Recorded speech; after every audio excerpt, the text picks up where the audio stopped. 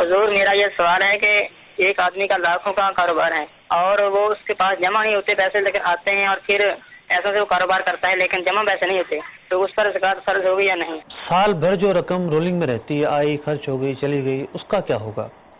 دیکھیے ایک نقطہ یاد رکھیں کہ زکوٰۃ کے اندر نصاب کا سال، نصاب کی جو تاریخ ہے، انسان کب پہلی مرتبہ صاحب نصاب ہوا، یہ یاد رکھنا بہت ضروری ہے۔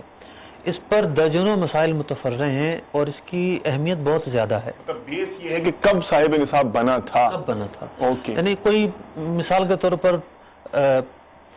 20 شعبان المعظم کو صاحب نصاب بنا، تو اگلے سال 20 پر اس کو حساب کرنا ہے۔ اچھا، تو اب درمیان میں جو کچھ آ رہا ہے، جو کچھ جا رہا ہے، اس کا حساب اس کو نہیں کرنا، اس کو دیکھنا جب جس دن میرا سال پورا ہو رہا ہے کیا میں صاحب نصاب ہوں۔ اگر یہ صاحب نصاب ہے آلریڈی تو اس پر زکوٰۃ بنے گی۔ اب کن چیزوں پر بنے گی؟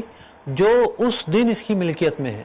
اچھا، یعنی ایک دن پہلے اس نے کسی کو جو ہے وہ کوئی مطلب کہ ایسا معاملہ ہو گیا، اس نے اپنا رہنے کا گھر خرید لیا 25 لاکھ روپے کا، اور پیچھے بچے اس کے 70,000 روپے، تو اب یہ صرف 70,000 روپے زکوٰۃ دے گا۔ لوگوں میں یہ کنسیپٹ ہے کہ جی ہر چیز پر سال گزرنا ضروری ہے، ایسا نہیں ہے۔ جس طریقے سے سال کے اختتام پر جو اموال موجود ہیں ان کا حساب لگایا جائے گا، دوران سال جو آئے جو گئے ان کا حساب نہیں لگایا جائے گا، پہلی بات تو یہ۔ دوسری بات یہ کہ جب سال پورا ہو رہا ہے اس سے ایک دن پہلے کوئی چیز کی ملکیت میں آ گئی، مثال کے طور پر ایک دن پہلے اس نے انویسٹ کے لیے کوئی پلاٹ یا مکان خرید لیا لاکھوں روپے کا، اب اس پر زکوٰۃ دینی پڑے گی اس کو۔